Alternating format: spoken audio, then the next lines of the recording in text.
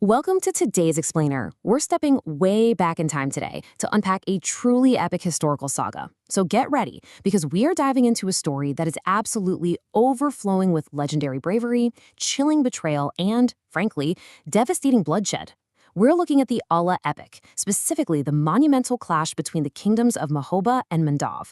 And let me tell you, this isn't just your standard story of a battle. It's a dramatic, intense, historical epic full of martial brilliance, really dark deceit, and a rivalry that literally shook the foundations of medieval India. The earth shook, swords clashed, and the battlefield ran red. You can just feel the rhythm of those words, right? This is exactly how the traditional bards sang of this conflict. It wasn't some polite political dispute. It was a visceral, earth-shattering collision of titans. The heroes of Mahoba were renowned everywhere as unmatched warriors, men whose very presence on the battlefield basically guaranteed a win. In the daylight, they were glorious. They were absolute forces of nature, wielding heavy steel.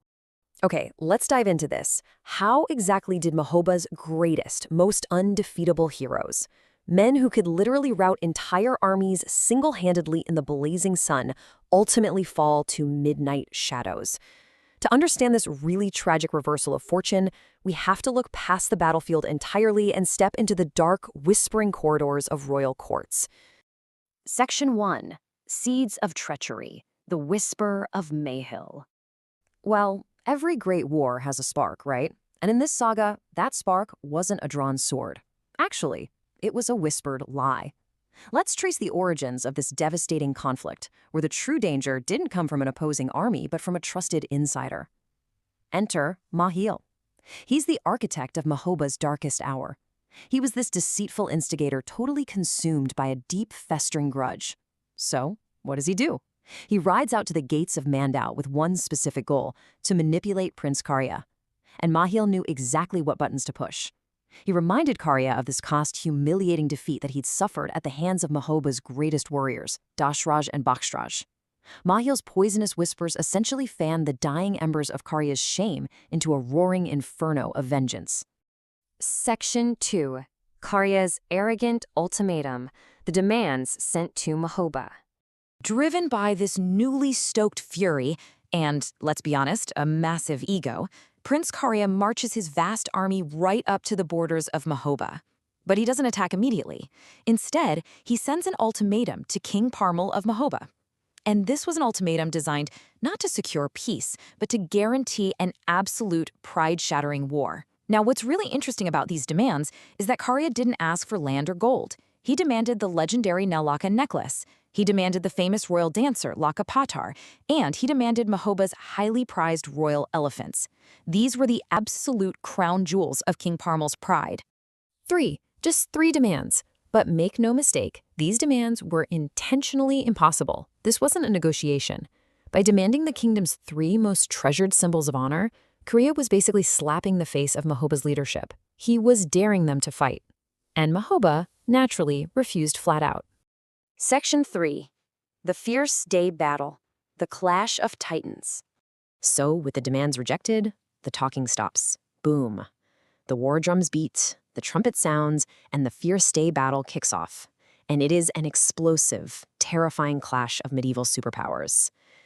King Parmal's absolute best champions, the legendary brothers Dashraj and Bakshtraj, charge onto the battlefield.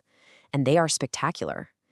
The historical sources describe the scene of sheer martial brilliance. They don't just fight, they unleash total devastation upon Mandav's forces. Their swords carve straight through the enemy lines. Horses and riders are thrown to the ground, and the raw power of their assault just shatters the front lines of Kshatriya's invading army. As the bards tell us, elephants fall, the earth trembles, and the enemy flees in terror. It is a chaotic, rapid-fire action sequence. Dashraj and Bakshtraj are unstoppable, cutting their way through thousands of Mandav's soldiers. Shields are shattered, heads roll, and the battlefield becomes an absolute nightmare for Prince Karya.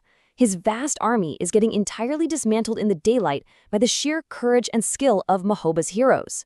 And this brilliantly illustrates just how utterly outmatched Karya was in a fair, honorable daylight fight. Crushed, bleeding, and thoroughly humiliated, Karya's surviving forces completely break rank. They turn their backs and flee the battlefield. Mahoba stands victorious. The heroes return to their city to celebrate, fully believing the war is decisively won. Section 4. The Midnight Ambush Plan. The Strategy of Deceit. But, as you might have guessed, the war wasn't over. It was just changing shape. Back in the Mandov war camp, a humiliated Karya is absolutely fuming. And once again, the treacherous Mahil steps out from the shadows. Mahil realizes, look, they are never going to defeat Dashraj and Bakshraj face-to-face, so he outlines this cold, calculated three-step plan. Step 1.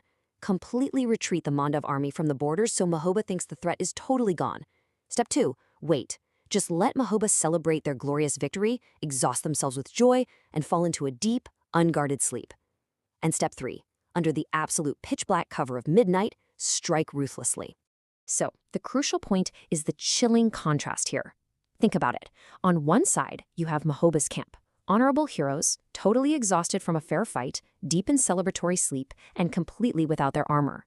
And on the other side, Mandav's camp, armed to the teeth, creeping silently through the dark, and driven entirely by this dishonorable thirst for revenge.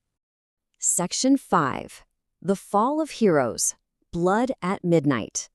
The celebrations in Mahoba finally die down, the torches burn out, and this eerie, heavy quiet settles over the sleeping city.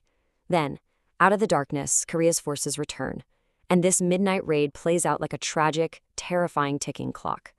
At exactly 12 a.m., Mandov forces arrive silently at the gates. By 12:15, the 30 loyal gate guards are completely overwhelmed and slaughtered in the dark. And by 12:30, the city walls are breached. The enemy pours into the streets, and the brutal looting and burning of Mahoba begins. Awakened by the screams and the thick smoke, Dashraj and Bakshraj leap from their beds. Unarmored, completely disoriented, they draw their swords and hurl themselves straight into the chaotic darkness to defend their home. And they fight with the heart of lions, but they are entirely surrounded. Swarmed by hundreds of soldiers in the pitch black, the mighty heroes of Mahoba are eventually overpowered. It's a truly heartbreaking moment. The glorious, untouchable victors of the daytime are brutally bound in heavy iron chains. Stripped of their weapons and their daytime glory, the bound heroes are dragged away toward Mandav to face a gruesome, terrifying fate. The sources tell us they were destined for the deadly oil press and the hanging branches of the banyan tree. Meanwhile, back in the burning ruins of Mahoba, amidst all this horror, Queen Diva and Queen Kanaka desperately hide their young children, Aalha, Mulkhan, and Sulkhan, doing everything they can to shield the future of their bloodline from the slaughter. As her husband is dragged away to his death, a pregnant Queen Devi watches from the shadows, and she makes a vow that honestly sends chills down the spine of history. You looted at midnight, she declares, but revenge will be taken in the blazing afternoon sun. And she doesn't just make this promise for herself, she makes it on behalf of the child growing inside her, the unborn hero Udal. So, the undefeatable heroes of Mahoba have been stolen away in the cowardly dark, destined for execution. But in the ashes of the city, a mother's terrifying promise of daylight vengeance echoes out. With the greatest warriors in chains and an unbreakable vow sworn by an unborn child, what on earth happens to the kingdom of Mandav next? Well, that is a story of retribution you definitely won't want to miss.